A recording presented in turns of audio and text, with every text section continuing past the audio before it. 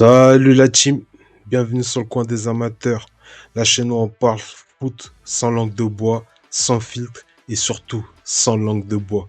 Oui, je l'ai dit deux fois, parce qu'ici on dit les choses comme elles sont.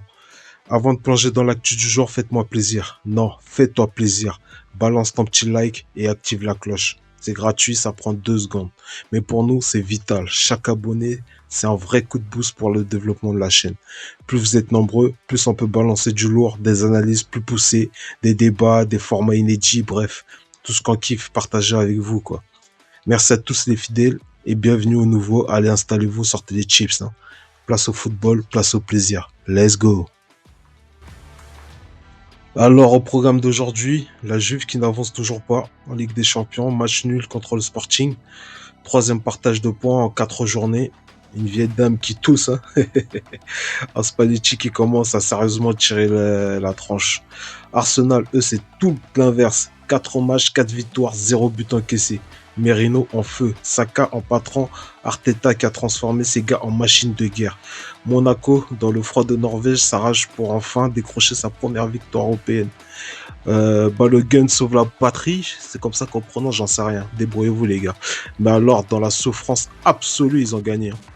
Liverpool qui se paie le Real Madrid d'un Mbappé transparent. Oui, Mbappé transparent. Invisible à Anfield. Les fans du Real commencent à se demander s'ils n'ont pas pris la mauvaise version. Bref, et le PSG les gars, honteux, honteux. Corrigé par le Bayern, Dembélé blessé, Hakimi, le pauvre, out.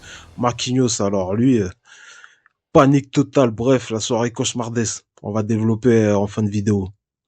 Enrique commence à voir les limites de sa gestion. Bref, entre le club anglais qui roule sur l'Europe et les clubs français qui galèrent à exister, cette journée de Ligue des Champions était un vrai film dramatique, excusez-moi. Allez, on décortique tout ça ensemble. Let's go.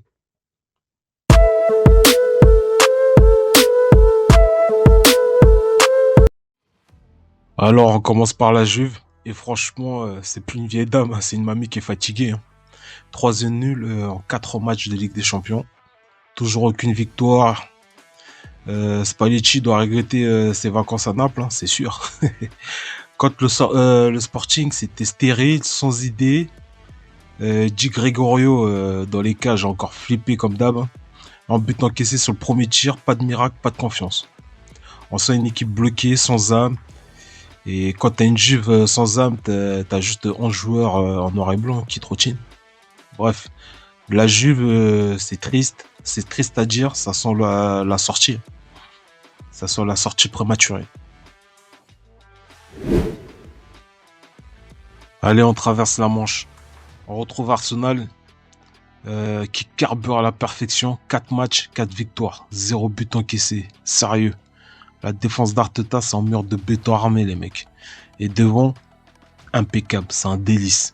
Merino, doublé, tranquille. Saka, en patron. Les Gunners écrasent Slavia de Prague à l'extérieur 3-0. Franchement, Arsenal, il joue comme un rouleau compresseur bien huilé. Pas de stress, pas d'excès, juste de l'efficacité chirurgicale.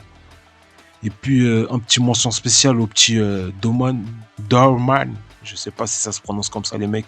Débrouillez-vous, moi et l'anglais, laisse tomber. 15 ans, plus jeune joueur de l'histoire de la Ligue des Champions.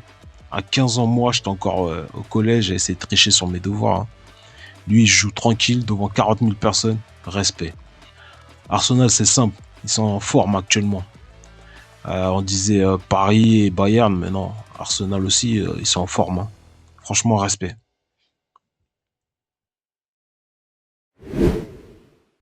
Allez, on redescend d'un cran avec l'AS Monaco.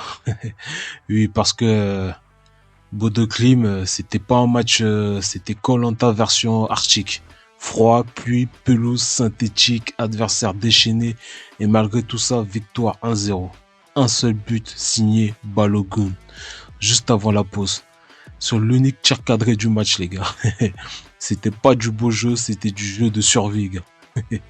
Philippe Cohn, dans les cages, a sorti la pelle, hein, la pioche et les gilets pare-balles pour tenir le score. C'est moche, c'est dur, mais c'est efficace. Première victoire en C1 et ça relance Monaco dans la course. Par contre, niveau spectacle, on repassera. On aura dit un match d'entraînement, les gars, sous la pluie d'Amiens. C'est méchant. Bon, direction Anfield, là où le rêve devient cauchemar pour le Real.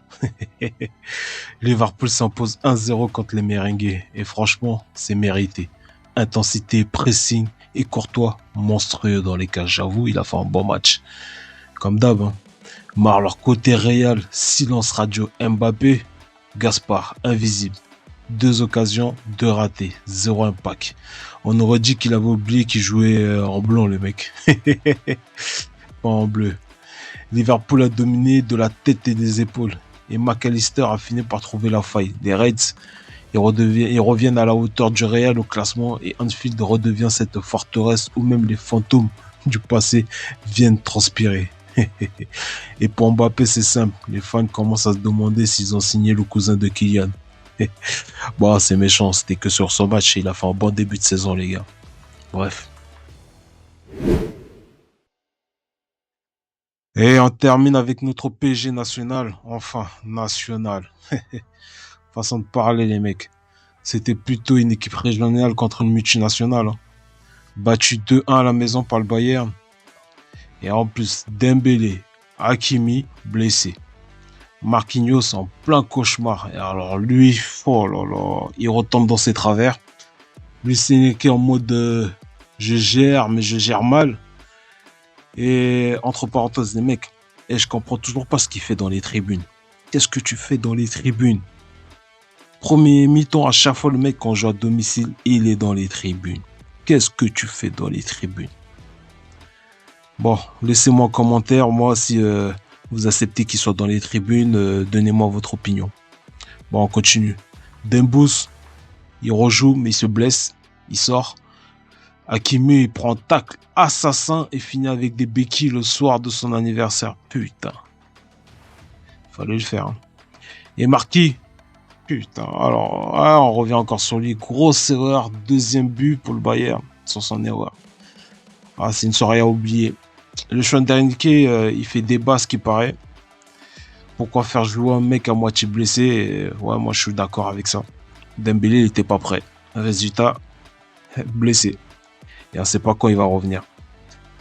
Riolo, comme d'hab, il a fait en sortie sur Barcola après le match. En gros, le PSG a perdu le match et 2 titulaires et la confiance. Mais je pense que la confiance, ça va revenir très vite. Mais bon, laissez-moi en commentaire vos opinions sur ce match. J'aimerais bien savoir. Voilà. Catastrophique hier. Voilà les amis, une 4e journée de Ligue des Champions plein de rebondissements. Arsenal et Liverpool au top de l'Europe, Monaco qui se relance, la Juve qui rame et le PSG, bon, toujours le PSG quoi. Si t'as kiffé la vidéo, lâche ton like, partage et surtout abonne-toi. C'est grâce à toi qu'on peut continuer à faire grandir cette aventure. On se retrouve très vite pour bénéficier des prochaines journées avec encore plus de passion et de mauvaise foi et de vérité. Et excusez-moi pour la voix, je m'entraîne, c'est un début. Donc et en plus ici c'est le coin des amateurs, hein, on n'est pas des pros. Donc au fur et à mesure, on grandit en même temps que la chaîne. Donc on devient un pro en même temps que la chaîne. D'ici là, prenez soin de vous, kiffez le foot et n'oubliez pas, ici, on parle vrai. C'était le coin des amateurs. À très vite la team. Ciao.